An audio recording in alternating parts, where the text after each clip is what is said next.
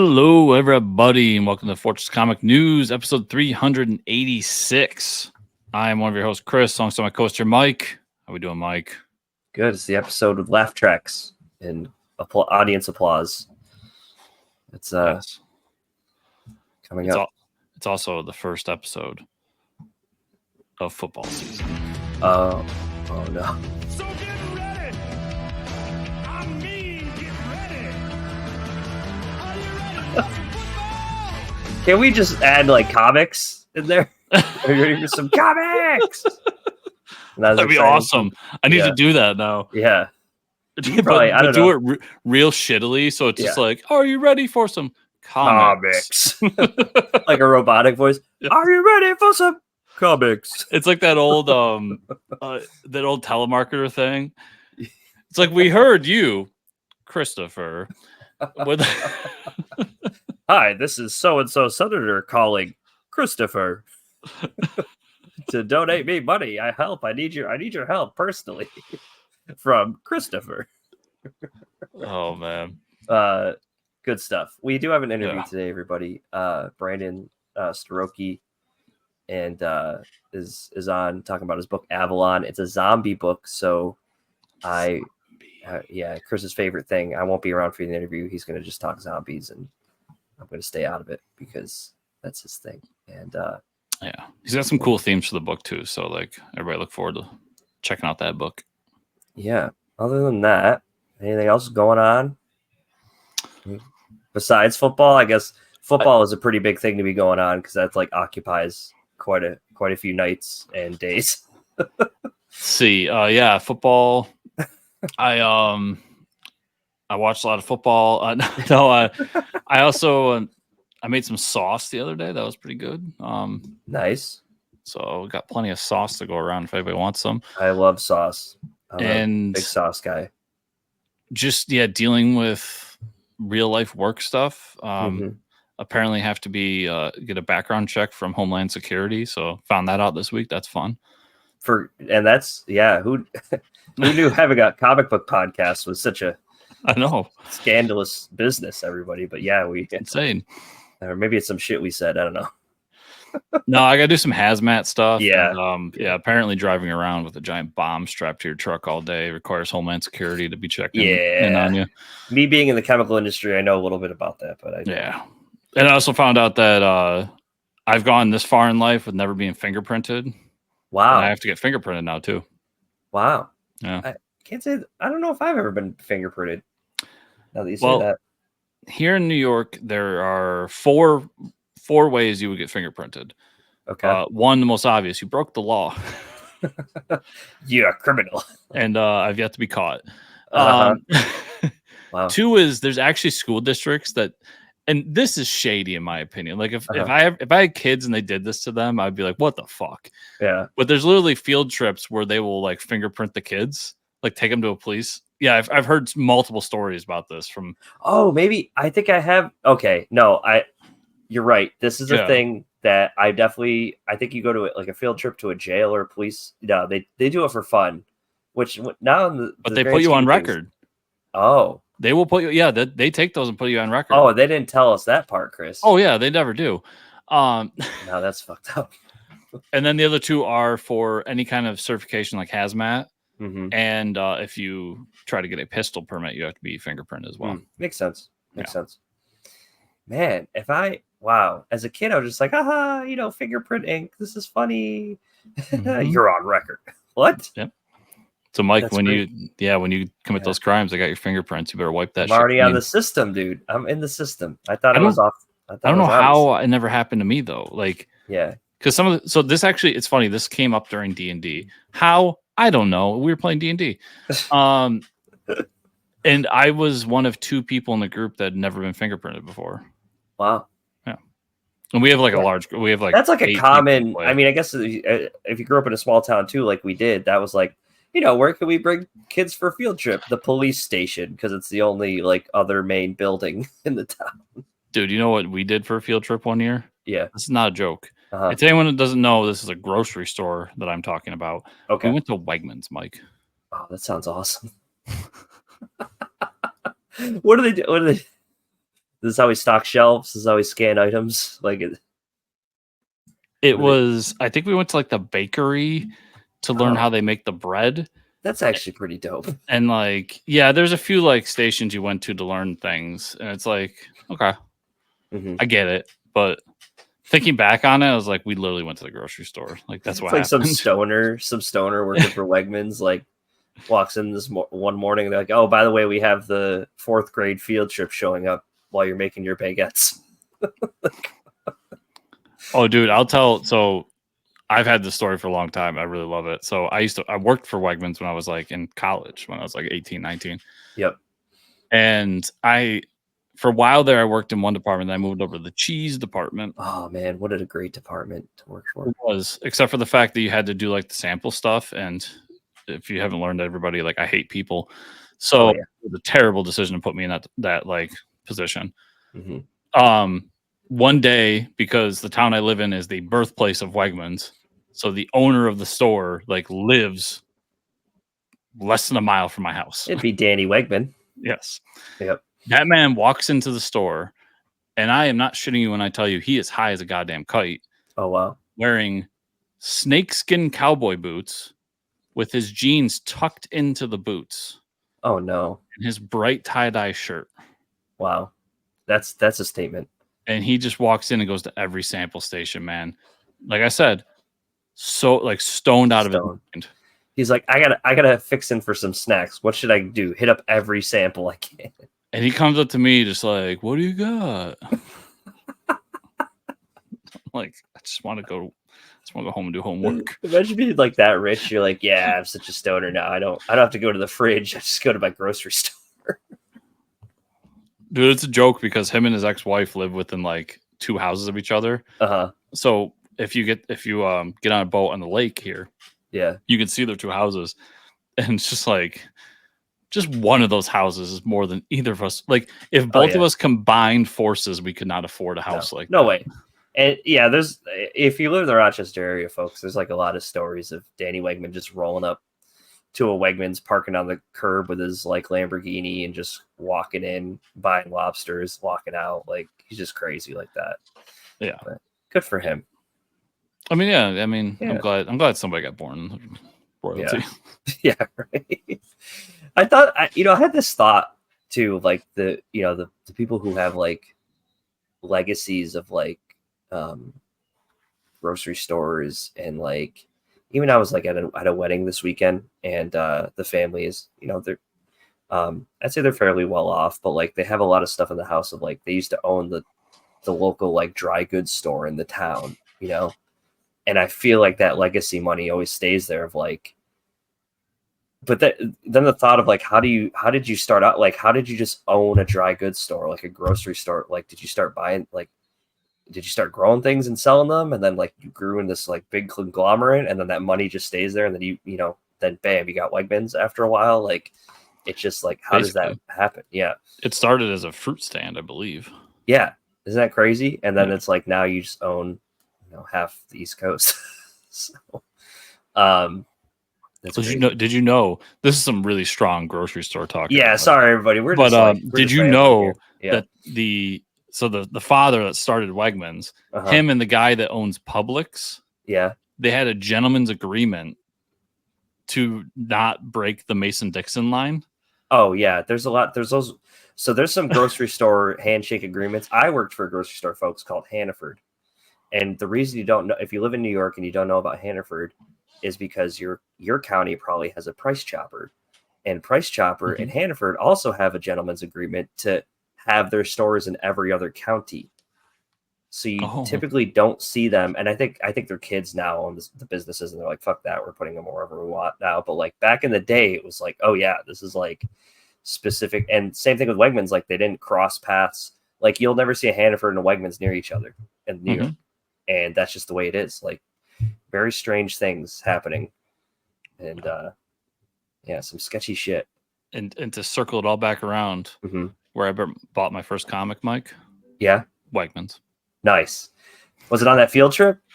No. Fuck. That would have really brought it home. Damn. No, being the baby, I used to go grocery shopping with my mother like every week. And it used to be they had one of those like rental places inside the store. Oh, So it'd be like, nice. Mom, I gotta go in. I gotta rent a game. Yeah. Like every week I got a game and everything. Mm-hmm. And then like one day I saw they had like one of those little spinner racks next to the magazines, and I was able to con my way into a comic as well. Can I remember what that comic is, Mike? No, I cannot. So I do know. So the section, there was the magazine section. They used to like slip some comic books in there at the grocery store, which they don't do anymore. And I think I've told the story before, but I do vividly remember I was at one point in my life, I was traveling from California to New York. I don't know if it was to move there or to visit. That's when I made the great migration to where I grew up. But they sold comic books on spinner racks in the airport, which was insane. It was 1997, 1998. And it was for Heroes for Hire 90 something. I still have the comic book to this day, which is crazy that I somehow kept a comic book from when I was 6 or 7 years old, and it traveled thousands of miles with me. But yeah, and I just remember Iron Fist was on the cover, and I was like, damn, that looks like a ninja. He's got fists that are flames, and that just ignited something in me as a child. But isn't that crazy? Like, I would love that now if I was like, because they have bookstores at the airport, because I travel quite a bit now, but I'm like, man, if they just had a spinner rack with fucking comics, I would grab comics before I hopped on a flight. I'd be like, oh, single issue, yeah, what do we got? I'll grab something, read it on a flight. Why not normalize that shit again? Damn, those are the days. At least manga or something. Maybe some trade paperbacks. Yeah, hook a brother up. Yeah, those are the days, the 90s, when they printed everything. How much is if a standard comic book is $3.99? How much is the airport standard comic book, Mike? Oh shit. Well, that's it. Well, so the books aren't any more expensive because the books have the prices printed on them too. Mm-hmm. The books aren't any more expensive now. Your Starbucks will be double the price. Oh, easily. Your books, not so much. Because what? So like nobody's ever in a pinch to buy a book. Like your headphones, your coffee, any of the shit that you could forget, your stupid neck pillow that you lose every other flight. Those they'll raise the prices on. But a book means you have some leisurely time. You're not in a rush. You're kind of just meandering through the airport, as one does. I do this all the time. And I look at all the books and I'm like, oh yeah, fantasy novels. And some bookstores are better than others in airports, but I would say the one I go to quite a bit, no, they're all standard price. And I think it's because if they did raise the price, they probably would never sell that many books, because most people that travel and are avid travelers, they bring their books with them. And the situation I found myself in is if I finish an audiobook or like a novel when I'm traveling, I'm like, oh shit, this would be really great if I could buy the next installment. So I walk in and I'm like, oh geez, next installment is $30. I'm not going to grab it. But if it's the normal price, I'll probably pick it up. Yeah. But so anyways, folks, there's not a whole lot of news this week. So.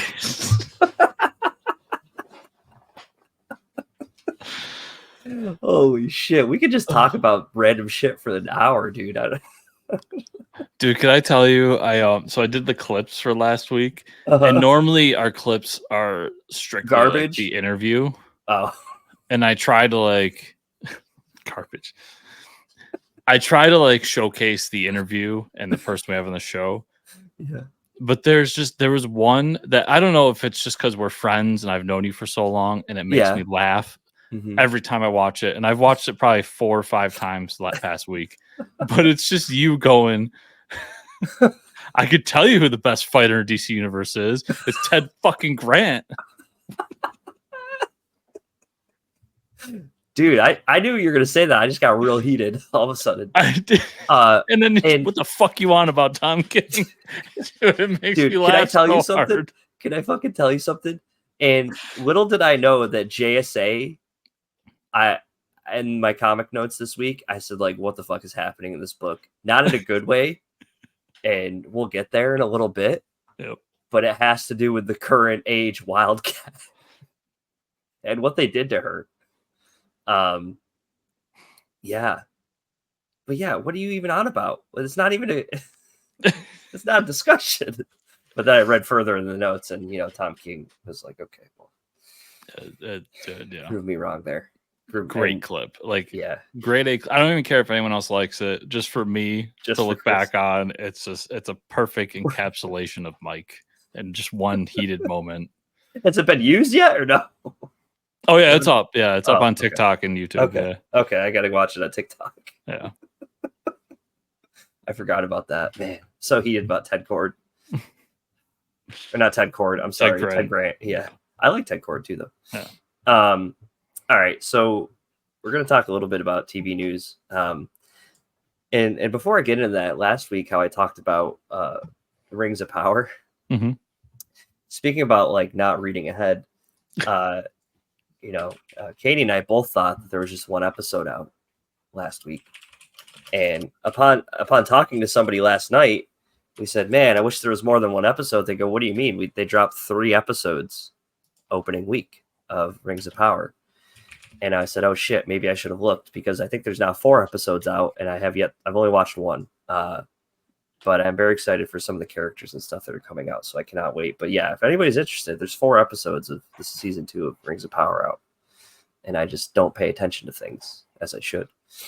But yeah, so we got some news about Dragon Ball Super is going to be continuing, and I remember seeing the reaction video for this because people were a little upset. The new installment's called Daima, which will be a continuation of Dragon Ball Super, and the characters are turned into back into children and forced to find the answer in the demon realm. So I know a lot of people are very upset about it, but we now know the series is going to premiere the 40-minute long episode in Japan on October 11th. Still no official word of the U.S. premiere, so we're getting a lot of scenes in the trailer here right now. Everybody's a child, which I would definitely have done this before, Chris. In the Dragon Ball Z era. Yep. I'll say the animation looks dope. I'm all for it. Like, yeah, it looks really good. I think it simplifies Dragon Ball in a way because, like, you'll see, like, the only transformation to show is Super Saiyan, and I that's one of my complaints about Dragon Ball as a whole is like they had to keep one-upping themselves with like different colored hair. Yeah, right. How do we go further? Yeah, and I get it. Like, and it's fun, and I enjoy Super. But I think this kind of just re-simplifies it, brings it back down to reality, and can give it a way to just make it easier to get back into. And I'm also, I'll be honest, when it first was announced, I was kind of whatever about it. Now there's almost a nostalgia excitement for it because it's the last thing that we know of that Akira Toriyama has done, especially in Dragon Ball. Like, I don't see anything else by him coming out for that. So he did a lot of the character design. He did a lot of the story arcs and everything going on with it. So yeah, and you see it right there at the end. So yeah, Akira Toriyama. So that trailer was actually really good. I'll say the animation looks good. I'm gonna watch it either way because I'm a huge Dragon Ball fan. I've watched everything. So yeah, 100%. Like I'm there for it. I gotta wait to see when it's gonna be in the US. I also it reinvigorates me to finally catch up on Super because I'm not done with Super yet. And Super is really good. Yeah, I had to tell a lot of people that, but it's funny because I've seen all the movies because a friend of mine always goes to them, and I was invited to them, and he has like a tradition. So he's more into anime than I am. Yeah, and some of his friends, and they do they'll go see an anime movie because they'll see like the Hunter x Hunter and all these other like big shows that are and they'll go to the local ramen place up in the town, like 2 towns over from me, and do that, and then go see the anime movie. So we went and had ramen, and then saw like all these Dragon Ball movies. Nice. So that's awesome. A fun tradition, but that's a cool tradition. Yeah, I like that. Yeah, I'm excited for it, and it's kind of sad to see it's the last thing. The last thing we'll get from Akira Toriyama, but that's what I'm looking for it. Yeah, it is sad, but at the same time, it's cool that like we get one last, present from Akira Toriyama after his passing. And kind of like how with Kevin Conroy, we got one last performance from that Crisis on Infinite Earths trilogy. Hey, did you finish the Batman show yet? No. Oh, okay.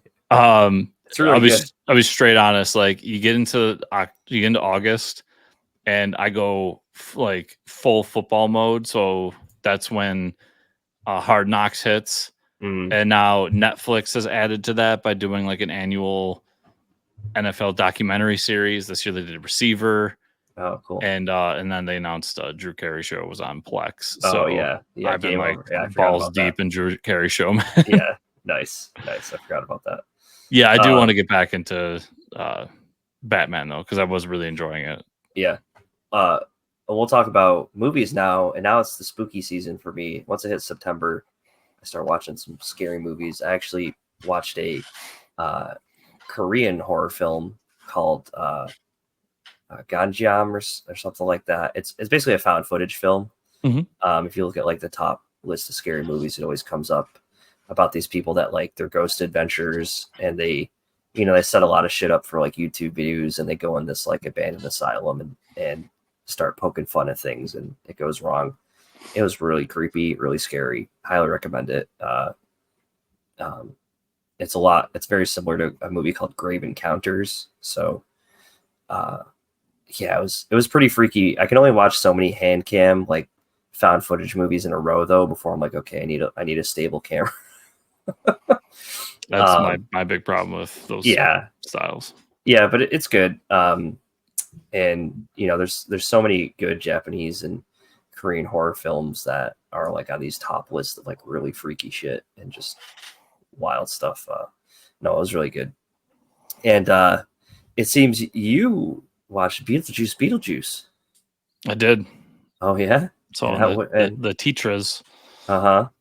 Good, bad, ugly. It's good. It's fine. I made the grave mistake of not rewatching the first movie. Okay. So I'll put that out front. And the person I went with was a huge like fan of that movie and had watched it recently. So her opinion was a little bit higher than mine.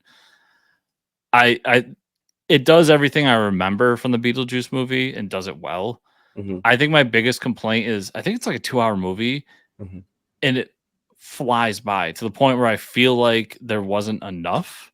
Oh, wow. If that makes sense. Like it's weird, but all the good humor moments are there. I wish there was more Beetlejuice in my Beetlejuice movie because it really focuses on Winona Ryder and her daughter in the story. And because we're trying to cut between Winona Ryder and the daughter constantly, like we're telling basically 3 stories, and I kind of wish they just cut one of those out and just made it Winona Ryder and Beetlejuice because I wanted to spend more time in the world of Beetlejuice, right? But that doesn't take away from it being good. It's basically the same plot, like Beetlejuice is trying to marry her. Okay.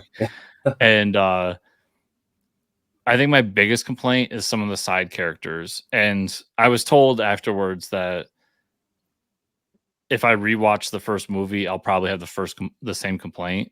But the mother is fucking annoying. Really? She's this over the top artiste, and like I don't remember that from the first one. Like her being that. I don't remember anything from the first one besides.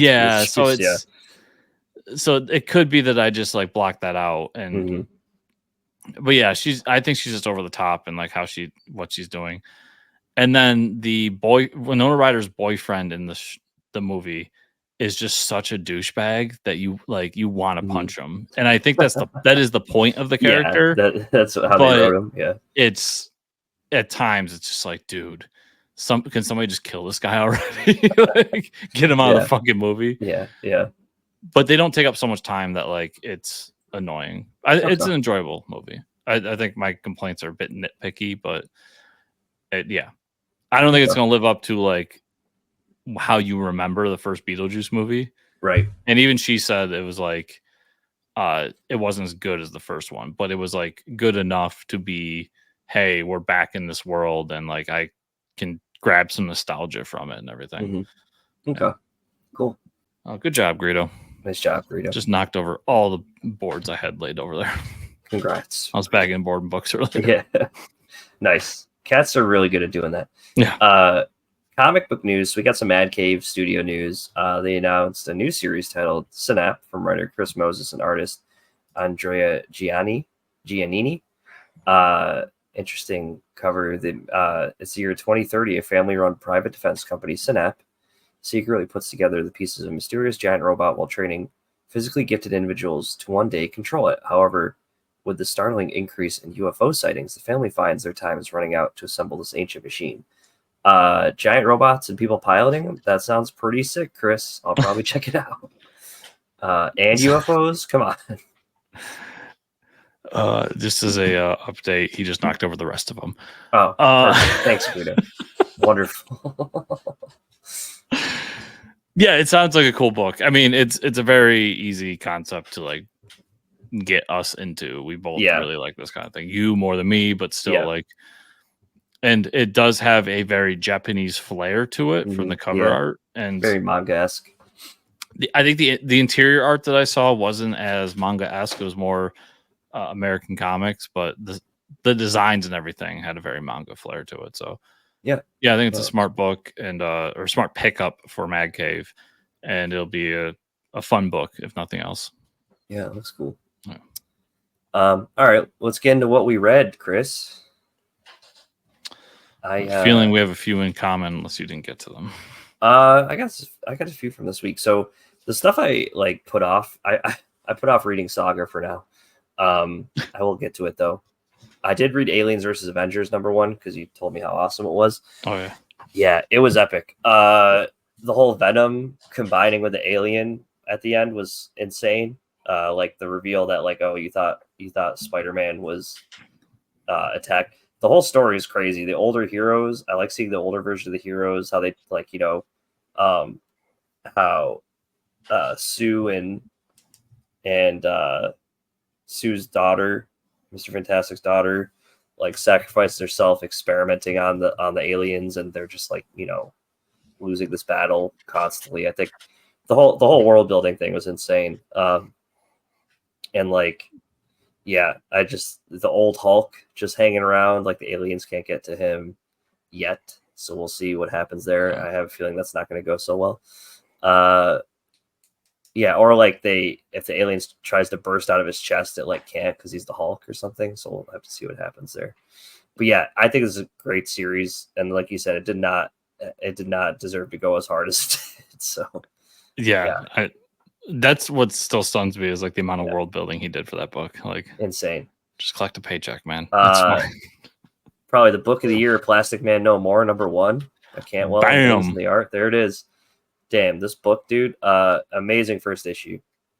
Where they bounce between the art of like the sad, depressing Plastic Man story and then like how he sees the Justice League when he's hanging out with them. That looks like a Saturday morning cartoon. That was so smart. Of like, yeah, nothing's going wrong. We're the Justice League. Let's just ignore Plastic Man and all the shit that he says. That was a really cool concept. It was really sad to see him as like the butt of the joke all the time when he has a serious problem. Also, this book deals with depolymerization, which is a little, I would say, somewhat related to my field and my job. So to have a Plastic Man book that also deals with chemistry is pretty fucking awesome, and have to be a Black Label book. This might be like the holy trinity of things for me to read this year.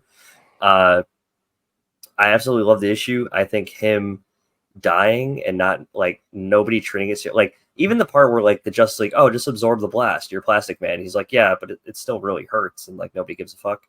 That was really sad to see. And then him trying to like reconnect with his son and like warn him that he can die too, even though he doesn't think he can. The book was just amazing. It was awesome.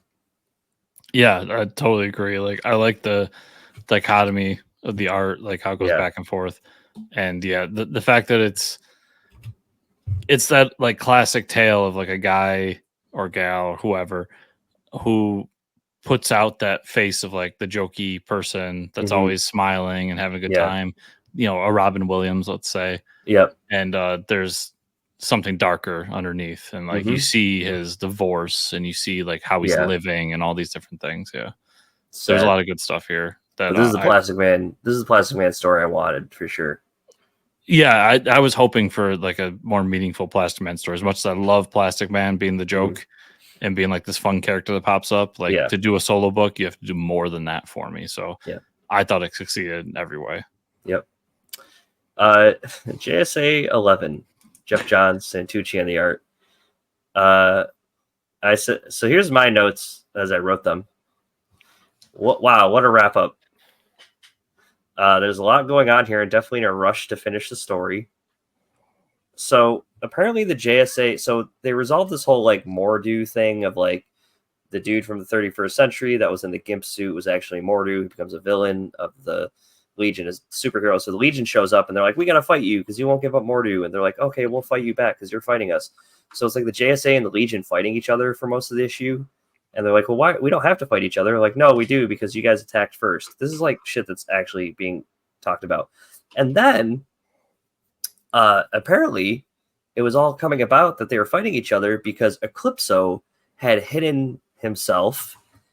Well, so back in the day in the JSA, not the Ted Grant Wildcat, the female Wildcat, which I believe was his daughter, was resurrected at some point. And as she was resurrected, I don't know if they used the soul of Eclipso or something like that to resurrect her. There's some sort of comic book canon there. So anyways, Eclipso shows up by like ripping her in half and is like, surprise, I'm Eclipso.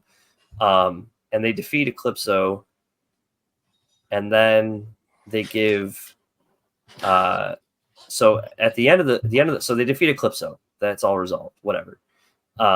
And then they're like, well, where are we going to put Helena Wayne and these other people from like the JSA? And they're like, well, let's give them a spot in the 31st century, which makes no fucking sense at all. So at the end of the book, they're all sitting around a table in the 31st century as the JSA. So we have like different members of the JSA, not like the actual JSA, with Helena Wayne sitting there, Helena Wayne.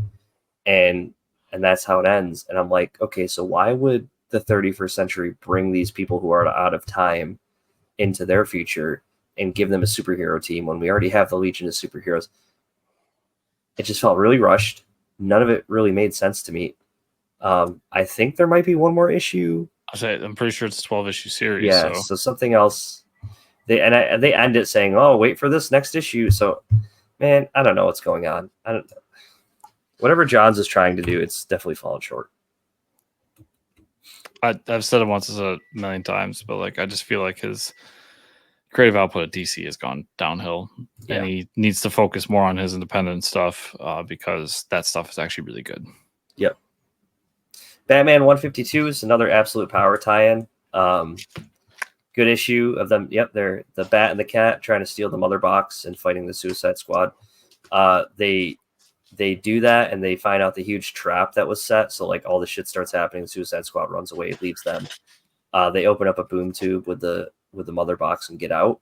But as they're getting away, the trap was set to call Darkseid. So like Darkseid shows up and that was pretty sick. And as they're getting away, they allude to like that might be a problem for another day. So we might see Darkseid show up at some point, whether in a mainstream book or in Batman or something like that. I think he's the focus of All In, so that's probably what's hinting towards. Yeah. So we'll see. And then the backup story was Birds of Prey on Themyscira making a plan to attack, which is good. It was good. We see Big Barda dropping down from a helicopter and she's completely ripped, which is hilarious. That was awesome. And then that kind of goes into Absolute Power 3, which I also read this week, where that was part of the main story where like Themyscira people are planning their. So they basically, there's a huge fight in the Absolute Power issue 3. There's a huge fight. All the bad guys are fighting the good people. They think they won. And moral of the story and the big reveal in the last page, folks, is that like they infiltrate Waller's lair. They get there and they're like, well, what is she really planning? Because like couldn't have been this easy. And they get in there and she has a map of the multiverse. And the next issue is like, you find out that she's building a multiversal army.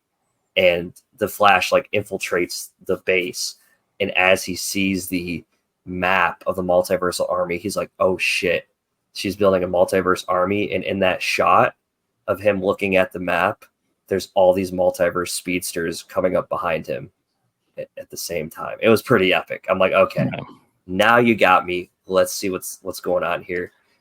That was an epic way to end it, because I was like, there's no way. I mean, we're only at issue 3. There's no way she was thwarted that easily and that she's going to get away that easily. Like, I was super hyped for the rest of this now. Yeah, I'll say real quick about Batman. 150, was it 153? Yeah. I thought it was a cool 2-issue arc that they did for a tie-in. It works. Yeah. It's fun. Yep. I'm excited to get back to the normal story. As far as Absolute Power, I agree with everything you said. I really liked it. Yeah. I'm pretty sure this is a 4-issue series, so I'm really confused how this ends. Yeah. Because it's got to be very rushed. That is it, okay. If it's only 4 issues, then yeah, or unless it goes into something else. But and it really upsets me that the tie-ins aren't going to be like the mainstream books battling multiverse enemies. You know what I mean? Yeah, like I felt like they could have rushed their way into this reveal, and this could have been the book, and it would have been more enjoyable. I like the book. Like, don't get me wrong. Yeah. I thought the first issue was very strong. I wish they focused more on like this robot trinity and them fighting the Justice or just the DC universe. Yeah. A little bit more. It seems to be more hit or miss with that and how they're used. I'm also like, I feel like there's a lot that's to go into issue 4. Like, is this going to be what brings about the absolute universe? How does this tie into DC All In? Right. Because as we just discussed, like Darkseid shows up in Batman. Yeah. We were talking a lot about boom tubes. I just have a lot of questions going into 4. And yeah. I thought I would have more answers going into 4. So I think it's good. It'll just be interesting to see how it ends. Yeah, we haven't seen that multiverse map in a while. Yeah, and because that was the one that Grant Morrison did for Multiversity. So I think there's something bigger coming here. Yeah, and that's why you see that map, like it's going to be revealed somewhere on that map. The absolute universe exists. Like that's going to be the big reveal with that map. We already know that, but how Darkseid comes into all this will be interesting. Like there's just a lot they have to do in the next issue, and I'll be interested to see how they do it. Yeah. I for sure thought Catwoman was getting Zeta beamed through that portal, but they chickened out. Yeah, I don't think this is I think this was the big move by Waller. Yeah. I don't think this is the end of Waller though. No way. Like I never was under the idea that she was going to die or something. I'm just saying her villain arc. Like I don't think this is the end. I think this is like the step, and then the next thing is like the end of her story and how she connects to Darkseid and everything. So there's just a lot going on. It's all cool and fun. It's just I want the next issue, and I guess it's a good thing. Yeah, right. Yeah, because I was kind of just like, oh, this is all weird, and then the multiverse thing happened. I'm like, oh shit. Oh, and that was in the back of my head, like, and knowing it's 4 issues, I saw that, and I'm like, like, there was a lot of questions raised in this issue, right. So, I kind of wish it was a longer series and we got like more out of it. And we never did find out what universe they were in, where the boom tube or the mother box was being held. Was that still in the same universe, on a different planet? In Batman? Yeah, I assumed it was just a different planet. Unless that like it was being held in the absolute universe. Maybe. Like, I don't know. We'll have to find out next time. But yeah, that's all I got to this week. I really like that. I'm just excited. Multiverse shit. Give me more of that. Okay. Those are the ones I thought we had in common, because I only have a couple more. Rook Exodus number 5 came out. Yeah, and it's a good issue, but it is really, it's funny, like reading comics as long as we have. This is where the first trade ends. And how he brings everything up, wraps up like what's happened so far, but sets up where Rook will be moving forward. Like he's finally gained his power. He knows what he has to do and who he has to be moving forward. So these first 5 issues were the origin story. Okay. of him like coming to terms with being on the planet, who he is, what his lineage is, and why the crows are important to him and why he has to connect with them. Cool. There's a giant dream sequence that's really funny because like the book is done really well, and then it jumps in and out of dream sequences where Pumbaa the boar is like talking. That's funny. Yeah, so it's interesting, but I did really enjoy it. I think Rook is, like I said earlier, the Ghost Machine books have been really good. Yeah, they have. To the point where like I'm buying Hyde Street because of how good the other books have been. And Rook's been up there. Like I still really just good. Red Coat hits me the right way, but it's a strong number 2, and it's the one that honestly I would recommend to more people as like a more massive book. Yeah, I think so. Yeah. Marvel Zombies: Dawn of Decay #1. Nice. It's kind of exactly what we talked about when we talked about the announcement of it. It's okay. I like Marvel Zombies. It's fun, but it is like Groot gets a cold and he sneezes on Captain America. Boom, zombies. That's hilarious. But it is like The Last of Us style, where like these spores are inside of them, and they got like flowers for eyes and all that shit. So basically Groot and the Hulk are the last 2 standing, and they have to get back to the Avengers tower to find the cure. Okay. And that's where the book really ends, is them like realizing this is what they have to do and everything. So it's fun. It's a quick read. It's going to be really hard to ever live up to the original Marvel Zombies. It's such a good series, and it's a Robert Kirkman zombie book. Like, yeah. So, but I did enjoy it. And if you like Marvel Zombies and you want a fun little zombie book, it's good. Cool. The Ultimates #4. Oh shit. So at first I thought this cover wasn't that great, but after reading it, I really love it. And if you notice, it's mice, all as the Fantastic Four with the Doom helmet. Oh, that's cool. So basically this is both an origin story for Doom, who in this universe is Reed Richards. Interesting. And also getting into the mind of where he is currently in the universe. So basically we find out that Reed, when he goes into space and the Fantastic Four get their powers, what actually happens is they all get like very sick and cancery and die. Interesting. And Reed is actually sent to prison because when they bring Johnny on the trip, he's a minor and he dies during the mission. Oh. So Reed's like, everybody's like, you broke like so many laws. Yeah. So Reed has to go to jail. And then slowly over time, his friend, the other 2 die. So Sue dies and Ben dies and everything. And it's just him left. And that's when the Maker finds him and basically brainwashes him into becoming Doctor Doom. Oh, that's cool. And actually morphs his like body and everything to like make the Doom, kind of the Doom idea we know, where he's like disfigured underneath and all that stuff. And then in the present, we see him as the Ultimates book is basically them trying to recreate the Avengers. So that they're going through and like trying to get all the heroes back into the universe so that they can fight the Maker.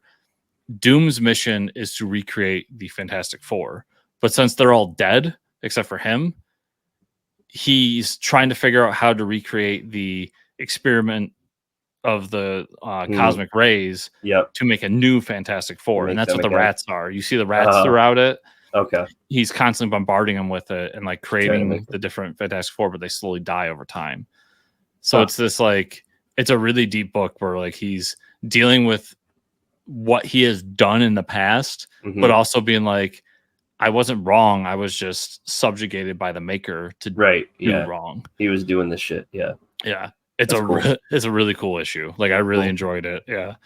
The Ultimates continue to be just a fantastic universe and a fantastic book. And then my last book, Mike, is Star Wars: The Acolyte-Kelnacca. Nice. There we go. Really funny that Kelnacca is not the main character. Oh my god. Here we go again.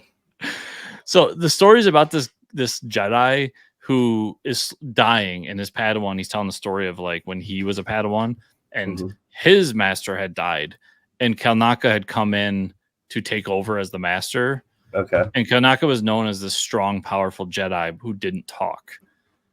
and was just very silent. But this Jedi still over time learned from Kelnacca and everything. And there's this like moment where I forget the race now, but the race, they have a tradition. They tattoo these like in their language, they tattoo the name of like their greatest teacher. And so Kelnacca sees this and is taken aback by it because he did it for his former master and everything. Okay. And then over time, we see like Kelnacca knight him and do all these things and teach him. And so it goes back to the present, and the kid's like telling the story, and he's like, so what you're telling me is I need to find Kelnacca, like that's what I need to do because his teacher's dying now. Mm-hmm. And he goes, no, what I'm telling you is somebody will find you and help you along the way, like somebody helped me along the way. And it ends up being Kelnacca that helps this little kid along the way.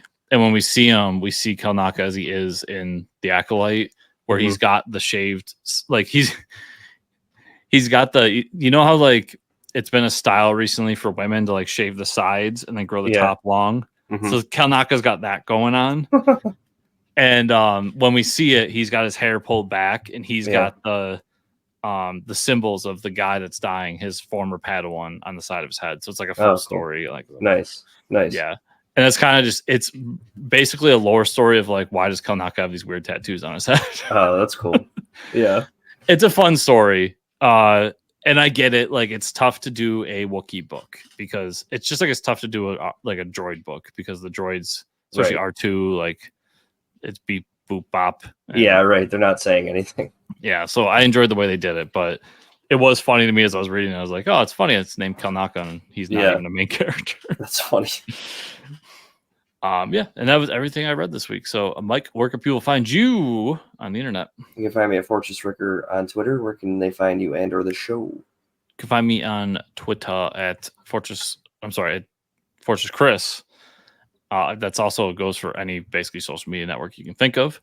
And also at chriscomicscorner.substack.com. If you want to find the show is fortresscomics_ on Twitter, and also fortresscomicsnews.com. And if you want to support the show, 5-star reviews on podcatchers. Like, subscribe, share, comment down below on the YouTube channel and patreon.com/fortresscomics. So thank you all so much for watching and or listening this week. We'll see you all here next week.